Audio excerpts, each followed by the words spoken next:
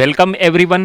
आज के वीडियो में linear equations in one variable ये टॉपिक का सेकंड प्रॉब्लम सॉल्व करेंगे। तो क्वेश्चन क्या रहेगा, देखिए ये आपके सामने है। क्वेश्चन में क्या लिखा है वो हम पढ़ेंगे।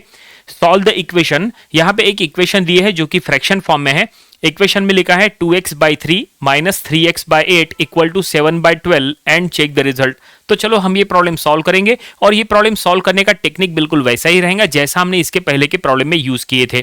सबसे पहले हमें इस टाइप के इक्वेशन में चेक करना है कि ये जो गिवन इक्वेशन है वो linear equation in one variable है कि नहीं। इसका मतलब वहां पे एक वेरिएबल होना चाहिए। तो अगर आप यहाँ प्रॉपरली चेक करेंगे तो ये जो इक्वेशन दिया है उसमें सिर्फ एक ही वेरिएबल है, वो है x, जो कि अननोन है। इसका मतलब ये है linear equation in one variable. तो अब हमें इसको सॉल्व करना है और सॉल्व करके यहां पे x का वैल्यू फाइंड आउट करना है और जो हमें x मिल जाएगा वो हम चेक करेंगे कि x जो हमने फाइंड आउट किए हैं वो सही है कि नहीं, क्योंकि यहां पे लिखा है एंड चेक द रिजल्ट। मतलब आपको जो रिजल्ट है वो चेक करना है, यानी क्रॉस चेक करना है।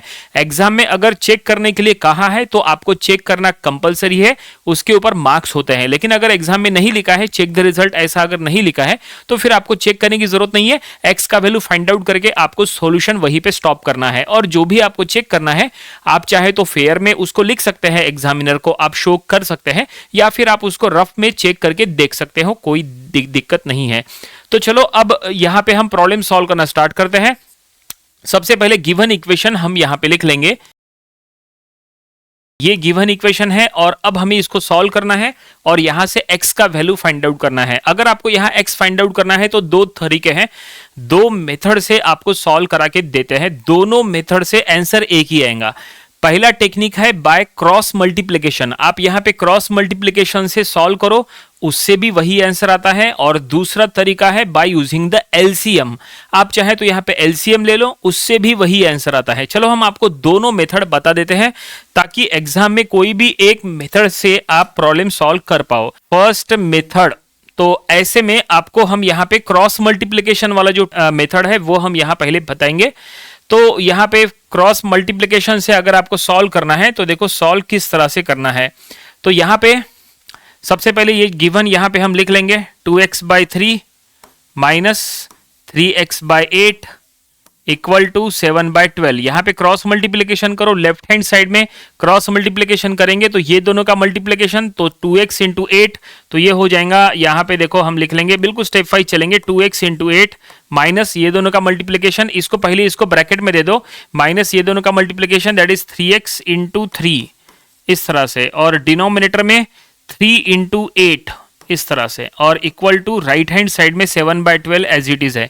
क्रॉस मल्टीप्लिकेशन वाली टेक्निक से हम सॉल्व कर रहे हैं तो ये हो जाएगा दैट इज 16x माइनस ये दोनों हो जाएगा minus 9 of x divided by ये हो गया 24 और इक्वल टू 7 बाय ये हो गया 12 इस तरह से। ओके, अब इतना होने के बाद यहां पे आप चाहे तो 12 और 24 में डिवीजन करो, या तो इसमें एक और बार क्रॉस मल्टीप्लिकेशन करो, कोई फर्क नहीं पड़ेगा। अगर आपको एक और बार क्रॉस मल्टीप्लिकेशन करना है तो आप ऐसे क्रॉस मल्टीप्लिकेशन कर लो, उससे आंसर आता है। या फिर आप यहां पे 12 और 24 में डिवीजन करो, यानी 12 1 जा 12, 12 2 जा 24, ऐसा करेंगे तो भी चल जाएगा, कोई दिक्कत नहीं है। चलो फिर भी हम आपको यहाँ पे क्रॉस मल्टीप्लिकेशन से ही सॉल्व हो रहा है तो यहाँ पे भी हम क्रॉस मल्टीप्लिकेशन से सॉल्व कर लेंगे। तो ये दोनों का मल्टीप्लिकेशन देखो 16x माइनस 9x, एक काम करते हैं पहले 16x माइनस 9x कर लेंगे, यानी दोनों का यहाँ पे माइनस करेंगे। तो माइनस करने के बाद ये हो जाएगा that is 7 of x divided by ये हो गया 24 और इक्वल टू 7 बाय ये हो गया 12। ये देखिए, ओके, 16x माइनस 9x हो गया 7x bye 24 as it is है, 12 और 7 भी एज इट इज है। अब आप चाहे तो इसमें क्रॉस मल्टीप्लिकेशन करो तो ये हो गया 7x इंटू 12 इक्वल टू यहाँ पे 24 इंटू 7, ये देखिए इस तरह से ये हो सकता है। अगर आपको ये भी नहीं करना है, देखो अगर आपको मान लो ये स्टेप नहीं करना है तो ये स्टेप करना जरूरी नहीं है। चलो एक और स्टेप बताते हैं, उससे भी सॉल्व होता है। चलो दो तीन ऑप्शन है, और देखो और में यहाँ पे एक और स्टेप लिखते हैं। और क्या क्या करो, यहाँ पे क्रॉस मल्टीप्लिकेशन के बजाय ये जो 24 है ये डायरेक्टली उधर शिफ्ट करो। 24 यहाँ डिवीजन में है, उधर जाएगा तो मल्टीप्लिकेशन में हो जाएगा।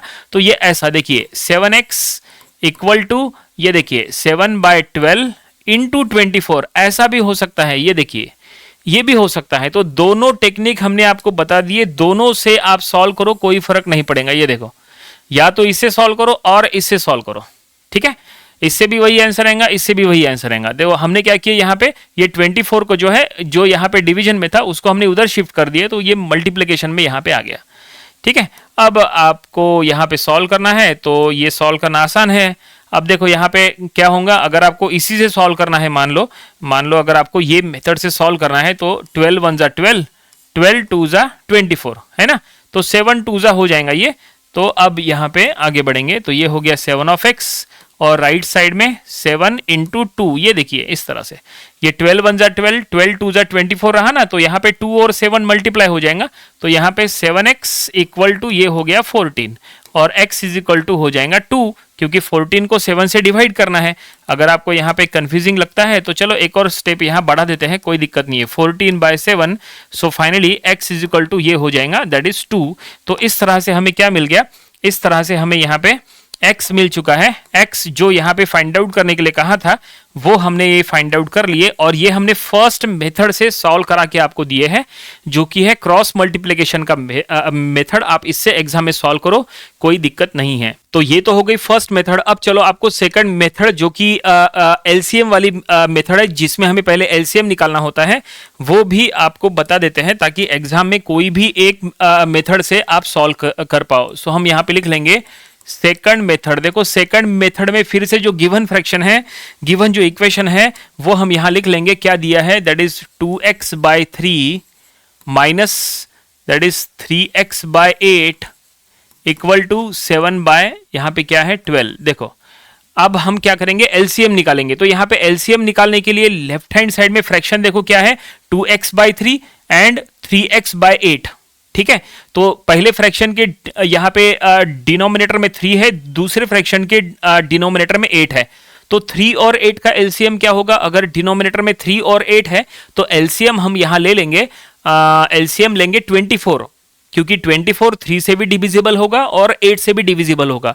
एलसीएम माने आपको एक ऐसा नंबर लेना है जो ये दोनों से यहाँ पे डिविजिबल हो, 3 और 8 दोनों से, तो वो है 24। तो हम यहाँ पे एलसीएम एज अ 24 लेंगे। तो हम यहाँ पे ऐसा लिख लेंगे, टेक एलसीएम इक्वल टू कितना 24। और अब आपको क्या करना है, जो टर्म आपने एज अ एलसीएम लिए उससे पूरे इक्वेशन को मल्टीप्लाई करो, ठीक है।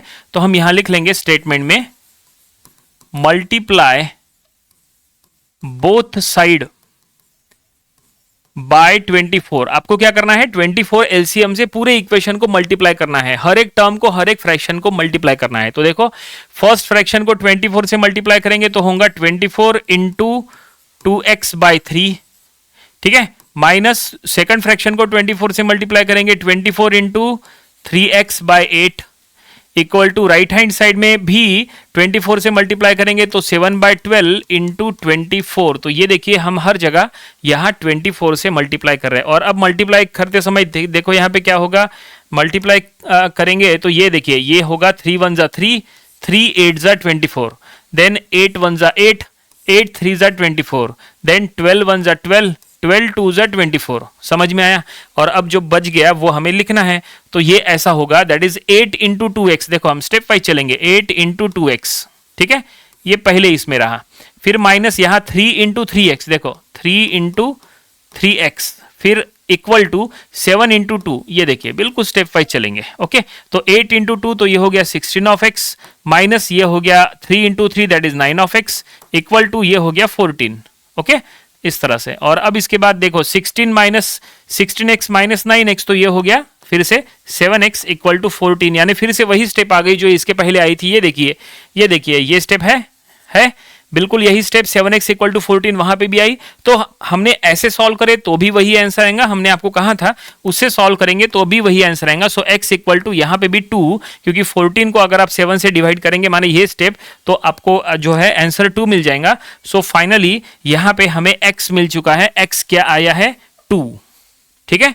क्वेश्चन में ये इक्वेशन जो दिया था वो हमने सॉल्व कर लिया है, दोनों मेथड से सॉल्व किया है। एग्जाम में दोनों मेथड से आपको सॉल्व नहीं करना है, कोई भी एक मेथड से आपको सॉल्व करना है। कौन सा आपको मेथड अप्लाई करना है ये चॉइस आपकी है। अब आपके कॉलेज में या स्कूल में जो भी मेथड आपको पढ़ा रहे आपको उसी के अकॉर्डिंग चलना चाहिए। लेकिन प्रॉब्लम पूरा हुआ क्या? नहीं, प्रॉब्लम पूरा नहीं हुआ, क्योंकि क्वेश्चन में क्या लिखा था? Check the result. देखो यहाँ क्या क्या लिखा है, चेक द रिजल्ट। हमें चेक करना है कि जो भी हमने फाइंड आउट किए हैं x का वैल्यू 2 वो करेक्ट है कि नहीं। तो चलो चेक करेंगे, यानी क्रॉस चेक करना है। तो चेक करने के लिए हम क्या करेंगे, हम ये x का वैल्यू जो हमें 2 मिला है वो हम ये गिवन इक्वेशन में यहां पे लिख देंगे। ये जो गिवन इक्वेशन है ना, हम इसी में यहां पे ये पुट कर लेंगे। थोड़ा सा इसको ऊपर ले लेते हैं, गिवन इक्वेशन यहां पे हम लिख लेंगे। चेकिंग करके ऐसा हम स्टेटमेंट में लिख देंगे और गिवन इक्वेशन पहले लिख लेंगे और उसके बाद हम सॉल्व करेंगे। यहां पे हम लिख लेंगे 2x बाय क्या था गिवन इक्वेशन, 2x बाय, एक मिनट, गिवन इक्वेशन था 2x bye 3 minus 3x bye 8, ऐसा था।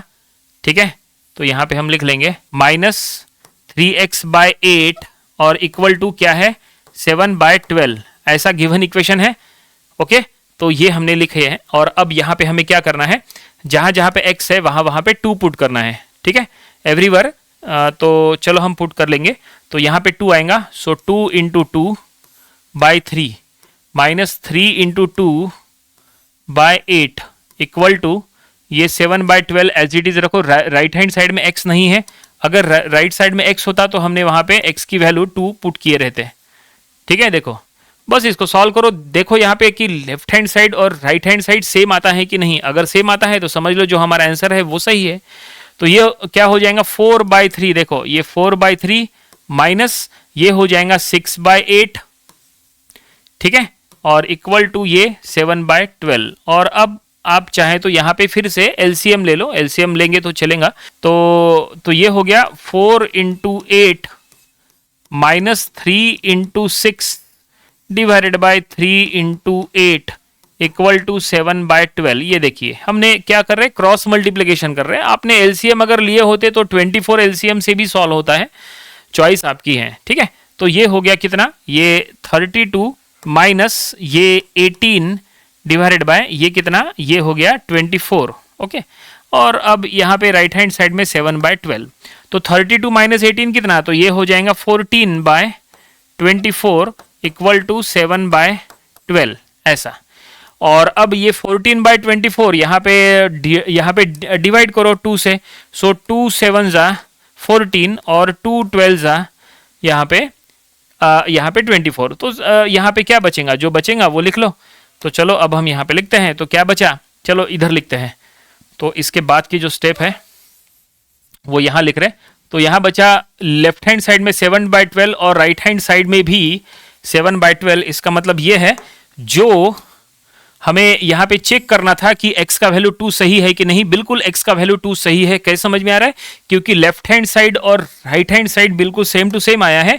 इसका मतलब जो x का वैल्यू 2 है वो हमारा सही है। तो हम यहाँ लिख लेंगे सिंस, यहाँ पे लिखना पड़ेगा since LHS is equal to RHS therefore x is equal to 2 is the required solution, is the required solution. यानी x का वैल्यू जो हमने 2 फाइंड आउट किए वो बिल्कुल सही है, इसका मतलब ये है। और फाइनली प्रॉब्लम यहीं पे कंप्लीट हो गया। तो फाइनली क्वेश्चन में जो चीज लिखी थी वो उसके अकॉर्डिंग हमने ये पूरा प्रॉब्लम सॉल्व कर लिए। क्वेश्चन में लिखा था कि गिवन इक्वेशन को सॉल्व करो और सॉल्व करने के बाद उसका रिजल्ट भी चेक करो। तो गिवन इक्वेशन को हमने पहले सॉल्व किया है, x का वैल्यू हमने निकाले है 2, दोनों तरीके से सॉल्व करा के दिए हैं। देन आफ्टर हमने यहाँ पे चेक भी किए हैं और जो है यहाँ पे चेकिंग होने के बाद यहाँ पे आया है कि LHS is equal to RHS। इसका मतलब हमारी चेकिंग बिल्कुल सही है, x का वैल्यू बिल्कुल सही है और सॉल्यूशन यहाँ पे पूरा हो चुका है। उम्मीद करते हैं कि ये प्रॉब्लम आपको समझ में आया होगा। ये प्रॉब्लम आपको अपनी प्रैक्टिस बुक में जरूर सॉल्व करके देख लेना चाहिए। ये था linear equations in one variable, ये यूनिट का प्रॉब्लम नंबर 2। इसके पहले जो हमने इसका एक प्रॉब्लम लिए थे वो भी आपको स्टडी कर लेना चाहिए और इसके आने वाले दिनों में हम इसके और भी नंबर ऑफ प्रॉब्लम्स कवर करेंगे ताकि इसकी और अच्छे से प्रैक्टिस हो जाए। तो मिलते हैं नेक्स्ट वीडियो में। Thank you very much.